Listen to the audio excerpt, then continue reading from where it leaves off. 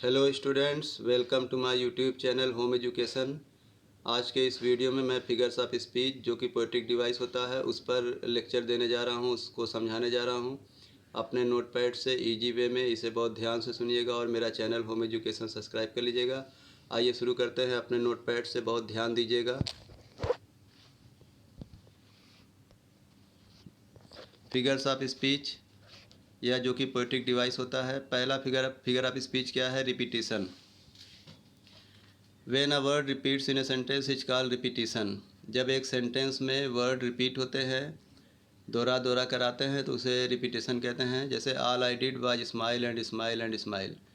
मिला जुला कर मैं मुस्कुराई और मुस्कुराई और मुस्कुराई। ये लाइन कमला दास की पोएम माई मदर एट 66 से ली गई है, जिसमें कमला दास ने ये लाइन बोली थी, all I did was smile and smile and smile.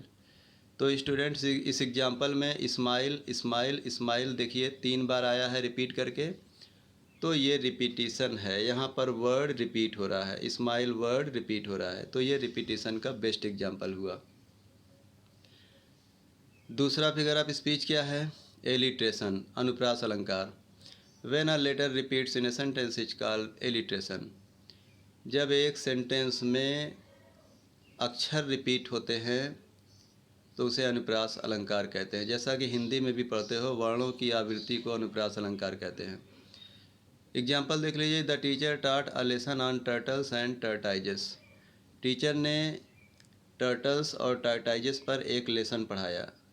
Student, turtle का जो शेल होता है, जिसके अंदर वो अपने बॉडी को छिपाए रहता है, टर्टल का शेल चपटा होता है, टर्टाइजेस का शेल जो है मोटा होता है और ऊंचा होता है। बहरहाल ये हिंदी था। टीचर ने टर्टल्स और टर्टाइजेस पर एक लेसन पढ़ाया। यहाँ पर टीचर, टाट, टर्टल्स, टर्टाइजेस, टी लेटर रिपीट कर रहा है, तो ये एलिट्रेशन का बेस्ट एग्जाम्पल हुआ। तीसरा figure of speech simile. When one object is compared with another object using the words as, like, etcetera is called simile. जब एक वस्तु की तुलना दूसरे वस्तु से हो और उसमें एज और लाइक जैसे वर्ड भी आए तो उसे उपमा अलंकार कहते हैं। जैसे she Suez like a flower, वह एक फूल की तरह झूमती है। यहाँ उसके झूमने की तुलना फूल से की गई है और लाइक वर्ड भी आया है। ठीक है, कंपैरिजन भी है, लाइक वर्ड भी आया है। दूसरा एग्जाम्पल देखिए। She looks as white as snow, वह इतनी गोरी दिखती है जितना बर्फ़। तो यहाँ पे उसका लुक का कंपैरिजन स्नो से किया गया है, कंपैरिजन भी है और एज शब्द भी आया है। तो ये दोनों एग्जाम्पल सिमली का एग्जाम्पल हुआ। मेटाफर, रूपक अलंकार। In metaphor one object is directly called another object. रूपक अलंकार में एक चीज़ डायरेक्टली दूसरी चीज़ कहलाती है, या एक वस्तु डायरेक्टली दूसरी वस्तु कहलाती है। जैसे हर आइज वेयर डायमंड्स, उसकी आंखें हीरा थी। यहाँ पर आँखों को डायरेक्टली हीरा कह दिया गया है। दूसरा example, he is shining star, वह चमकता हुआ सितारा है। यहाँ पर उसे चमकता हुआ सितारा डायरेक्टली कह दिया गया है। स्टूडेंट, सिमली और मेटाफर में क्या अंतर होता है ये भी मैं क्लियर कर दूं। सिमली में कंपैरिजन होता है, जैसा कि मैंने पहले बताया था, लेकिन उसमें एज या लाइक वर्ड आता है। मेटाफर में एक वस्तु को डायरेक्टली दूसरी वस्तु कह दिया जाता है और मेटाफर में एज या लाइक जैसा शब्द नहीं आता है। ठीक है। नेक्स्ट फिगर ऑफ स्पीच आपका है personification. When any non living thing or an abstract noun works as human being is called personification।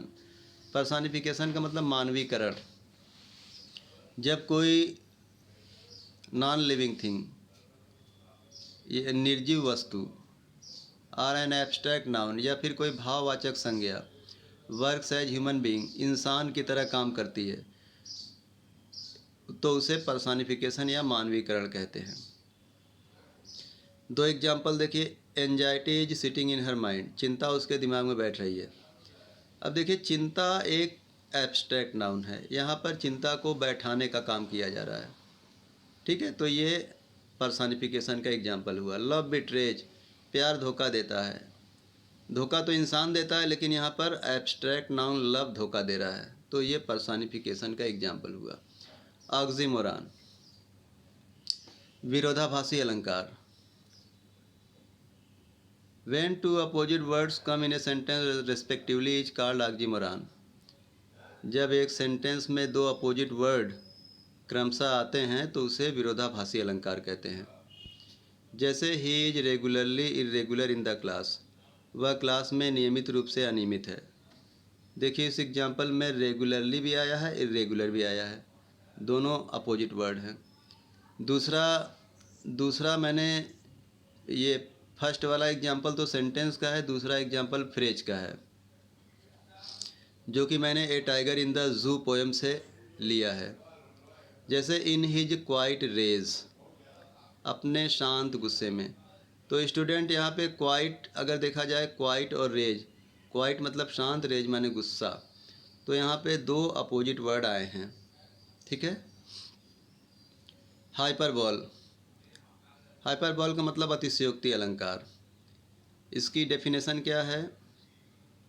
Hyperbole is a figure of speech that uses an exaggerated और extravagant statement to create strong emotional response. अतिशयोक्ति अलंकार वो figure of speech होता है जिसमें अतिशयोक्ति से भरे हुए या फालतू स्टेटमेंट प्रयोग किए जाते हैं जिससे मजबूत भावनात्मक रिस्पांस मिले। यानी कि ऐसा अतिशयोक्ति से भरा हुआ सेंटेंस बनाया जाता है, या एक ऐसा फालतू चीज़ों को यूज करके सेंटेंस बनाया जाता है, या अतिशयोक्ति से भरी हुई चीज़ों को यूज करके सेंटेंस बनाया जाता है जिससे कि स्ट्रांग इमोशनल रिस्पांस मिले। जैसे दो एग्जांपल से समझिए। It is raining cats and dogs. Student इस एग्जांपल को बहुत ध्यान से सुनिएगा।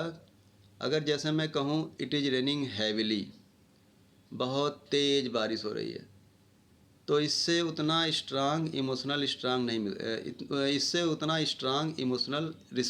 मिल रहा है।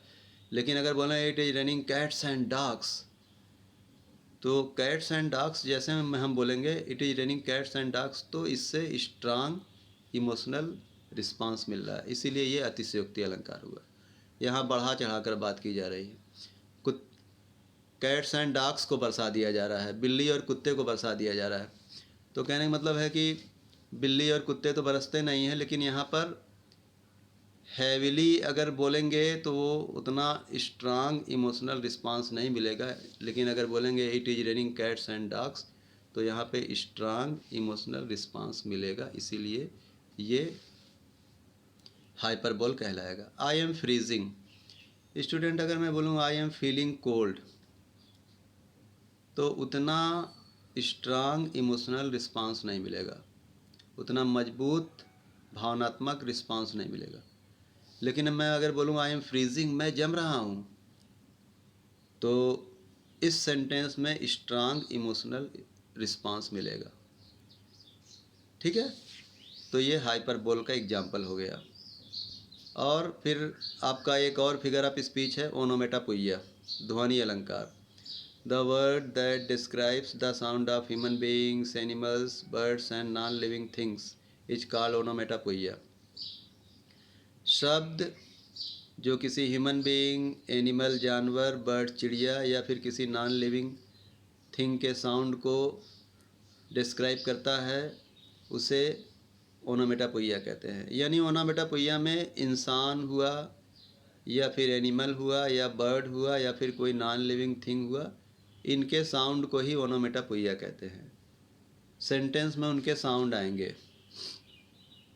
जैसे the corn went pop in the microwave. कह रहे हैं जो कार्न है या भुट्टे का जो दाना होता है, मक्का, the corn went pop in the microwave.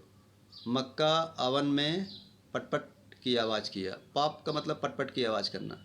The corn went pop in the microwave, तो मक्का अवन में पटपट की आवाज़ किया। तो यहाँ पे पॉप एक साउंड है। The waves crashed against the side of the boat. लहरों ने बोट के एक साइड में धड़ाम से आवाज़ निकाली। लहरों ने बोट के एक साइड में धड़ाम से आवाज़ निकाली। एक्चुअली जब लहरें बोट पर पड़ती हैं तो एक धड़ाम की आवाज़ निकलती है। तो यहाँ पे क्रैश्ड जो है एक साउंड है, धड़ाम, धड़ाक कंसीडर कर सकते हैं। तो स्टूडेंट्स, मैंने आपको फिगर्स ऑफ स्पीच बहुत ही इजी वे में अपने नोटपैड से आपको समझा दिया है। इसे बहुत ध्यान से सुनिएगा, इसका नोट बना लीजिएगा, इसे क्लास 9 से लेकर 12 तक के स्टूडेंट्स को शेयर करिएगा और मेरा चैनल होम एजुकेशन ज़रूर सब्सक्राइब कर लीजिएगा। ओके, थैंक यू, जय हिंद।